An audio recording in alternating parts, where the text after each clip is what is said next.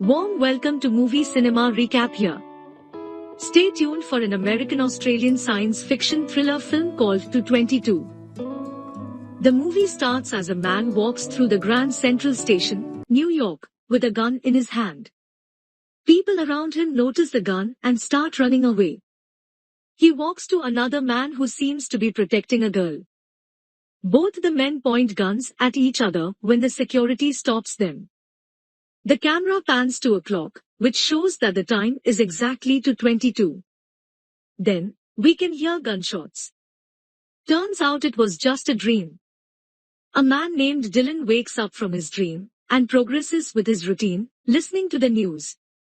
The news talks about a star called Hamlin that died out 30 years ago, but its light is reaching the Earth 30 years later, and that this supernova will have effects on the Earth and its inhabitants. Dylan is then shown on his way to work, riding a bike and heading to the Grand Central Station to take the train. He works as an air traffic controller with serious talent in visualizing patterns. After work, he goes to a club, drinking with his coworkers, and receives a ticket to an aerial ballet as a gift for his upcoming birthday. The following day, at work, he starts to see constellation patterns in front of him. He starts to hallucinate about his recurring dream and cannot communicate with airplanes. He looks at the clock to see it is exactly 2:22. Looking closely, he realizes that the clock has stopped. Dylan comes back to his senses only when his colleagues call him. Dylan notices that the planes are about to crash into each other due to his pause. He quickly reports to the pilots and saves them from crashing by an inch. The passengers inside the planes are relieved. Dylan notices that the clock has started working again. Due to this incident, he is suspended for 4 weeks. The day after he was suspended, he attends the aerial ballet, where he sees a woman named Sarah, and is stunned by her beauty. After the ballet is over, everyone is at the after party. Dylan approaches Sarah and introduces himself. They go to a restaurant and start talking. Dylan tells Sarah that his father was a pilot and that he also trained to be a pilot but could never become one, as he was afraid of flying. Sarah tells him that she works at the Howard Pace Art Gallery. He also tells her about being suspended from work, and he finds out that Sarah was on the plane that almost collided with the other aircraft at 2:22 p.m. Dylan felt apologetic about the incident, but Sarah was instead thankful towards Dylan for saving her life. As they depart, they admit to each other that for a first date, they felt a deep connection and it felt like they had known each other forever. The following day, while on the way to the Grand Central, Dylan notices the same happenings as the day before: siren, a woman laugh, construction sounds, a man saying "May I help you?" and glass breaking. As he arrives at the Grand Central Station, at 2:21 p.m., he sees a businessman reading his newspaper, a couple hugging each other, a line of preschoolers where the last child in line drops something, and a pregnant woman under the clock. At exactly 2:22 p.m., the window of the station shatters. He then goes to meet Sarah and asks her out to an early dinner. He goes to Central Park with her for ice cream. Sarah reveals that she had stopped dancing because of an injury. Dylan feels bad, so to cheer her up, he plays a song and starts dancing in front of her. She joins him and the two happily dance together in the middle of a busy park. In the end, they kiss. They go to Dylan's apartment and make love. The next morning, they lie on the bed and cuddle. Dylan asks Sarah where she got her necklace from, to which Sarah replies that it was from her ex-boyfriend, Jonas, who happens to be the main artist of the gallery at which she works. Dylan asks when is Sarah's birthday, and they find out that both of them were born on the same day, April 18, 1986, and they are both turning 30 within a week's time. Dylan suddenly hears a car crash on the road below his apartment at exactly 9:15 a.m., and he tells Sarah that it is the third day in a row that the same incident had happened. Dylan then takes a cab, going to Grand Central. As the driver takes the shorter route, Dylan tells him to stop the cab and notices again the same pattern of siren, a woman laugh, construction sounds, and a man saying, "May I help you?"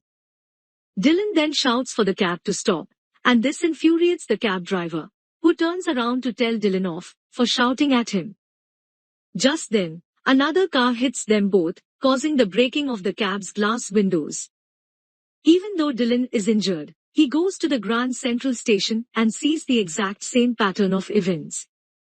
A businessman stands with a newspaper, an older couple hugs, a group of kids walks in a line when the last kid drops something, and lastly, a pregnant woman stands under the clock.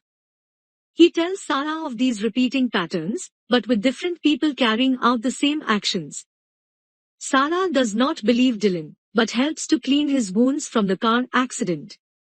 Dylan goes home and starts writing all the events of his day, starting from 9:10 am. First, he writes about the drop of water, then a bug dying, and a plane flying overhead. The following day, Dylan goes to the top of his apartment building to see if the pattern repeats itself. He waits for the drop of water like yesterday, but the sky is clear. However, exactly at 9:10 again, a drop falls onto his notebook. Surprised, he closes the notebook and when he opens it, there is a squashed bug on the page. Then an airplane flies over him. The pattern has repeated itself. Dylan almost cannot believe it. Dylan goes to the gallery looking for Sarah, and realizes that the gallery was having an exhibition with Jonas' art piece as the main exhibition. Jonas is Sarah's ex-boyfriend. He has created a light hologram exhibition about the Grand Central Station, and Dylan sees that it is exactly like the events that he has experienced in the past few days. A businessman reading his newspaper, a couple embracing each other, a line of preschoolers, and a pregnant woman under the clocks. Dylan assumes that Jonas is stalking him, as only Dylan knows about these events. He attacks Jonas, resulting in a brawl. He questions Jonas on whether he was stalking him. In the audience is the owner of the Kiefer Gallery. He applauds, saying it was a great idea to enact the murder at the Grand Central Station that happened 30 years ago. Sarah apologizes to Jonas about Dylan's attack, and puts her relationship with Dylan on hold. Later that day, Dylan texts Sarah to beg for her forgiveness. In the meantime, he finds a stack of envelopes hidden in his home. He finds out a man named Jake Redman had written these letters to a woman named Evelyn. Upon investigation, Dylan finds out that Jake Redmond lived in his apartment 30 years ago, back in 1987. He also finds an article online and finds out about the murder that happened 30 years ago in Grand Central. Jake Redmond was the murderer. He killed his lover, Evelyn, and a police officer in the middle of the Grand Central. Evelyn was even pregnant at that time. The murder occurred exactly at 2:22. Jake killed Evelyn out of jealousy because Evelyn was in love with the police officer, No Marks, whom Jake killed that day too. He also finds that Jake, Evelyn, him, and Sarah share the same birthday. In fact, he and Sarah were born on the day Jake and Evelyn died. Dylan connects the dots and figures out that he and Sarah are Jake and Evelyn in another life. Then he finds Evelyn's address in the letters and visits her home. Dylan meets Evelyn's sister, who tells her that Evelyn loved Jake a lot, so she thinks the theory that Jake killed Evelyn because she loved someone else is false. She also informs him that No, the police officer, was in love with Evelyn too. When Dylan gets back home, he links the constellation that is taking place after 30 years and their situation. He sees that the 3 stars involved in the constellation are actually Jake, Evelyn, and No. Currently, it is Dylan, Sarah, and Jonas. Since the constellation has returned, their fate has returned too. He texts Sarah about what he has been seeing, and asks her to meet him. Sarah is in the gallery looking at Jonas' holograms. She tells Jonas about Dylan's findings, but Jonas dismisses it as Dylan's delusions. Later that day, Dylan is in his apartment when Sarah visits him. She sees him distressed and tries to console him. Dylan tells her that since the following day is their birthday, there is a chance he can kill her, like Jake killed Evelyn. So, he tells her to go away and never meet him again for their own good. After Sarah leaves, Dylan loses control and starts breaking things around his apartment. He then goes to the terrace with the intention of jumping off the building, but he changes his mind. Sarah, on the other hand, goes to Jonas' office and tells him everything that happened. Jonas offers to take her on vacation to get her mind off Dylan. The following morning, Dylan realizes that the water drop, the bug, the plane, and everything that happens in the pattern, happened to Jake the day he died. The pattern has been trying to inform Dylan that Sarah is in danger. After figuring this out, Dylan runs to save her. He calls her several times on the way but she doesn't pick up.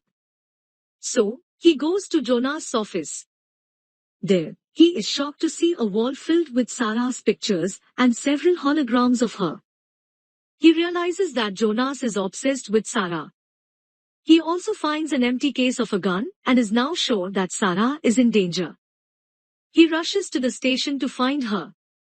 Meanwhile, Jonas and Sarah are in the Grand Central Station buying the tickets for their journey. Jonas tells Sarah to wait for him under the clock. History is repeating itself. Jonas returns to her with the tickets. He too realizes that they are living their past. Sarah tells him that she cannot go with him because she is in love with Dylan. Agitated, he asks Sarah to tell him that she loves him, but Sarah refuses just as Dylan arrives at the station. Jonas, thinking that Sarah called him there, gets enraged and makes his way towards Dylan with a gun. Sarah begins to see the same characters that Dylan had described. The businessman, the couple who hugs, the children, and so on. She comes to realize that everything that Dylan said was true. But that also means the pregnant woman under the clock is Sarah herself. Jonas first points his gun towards Dylan, and then he points to Sarah, saying that if he couldn't have her, neither could Dylan. Dylan shields Sarah just in time, but he gets shot at 2:21 p.m. The events from 30 years ago plays out, and at exactly 2:22 p.m., Jonas gets shot by the police who have followed Dylan there. Dylan falls in Sarah's arms and momentarily closes his eyes. He has visions of Jake and Evelyn being affectionate. Luckily, he does not die. Sarah then looks at the clock. It is 2:23 p.m. They manage to survive, and fate has changed. We finally get to know that in the past life too, the police officer Noah was the one who killed Evelyn and Jake, but the police had turned the story around to save their reputation. The dying star, Hamlin, mentioned at the start of the movie finally disappears, but a new star is immediately reborn.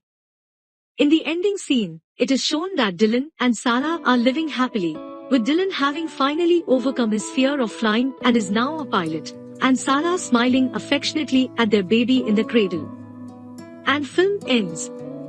For more videos, subscribe and share our channel Movie Cinema Recap.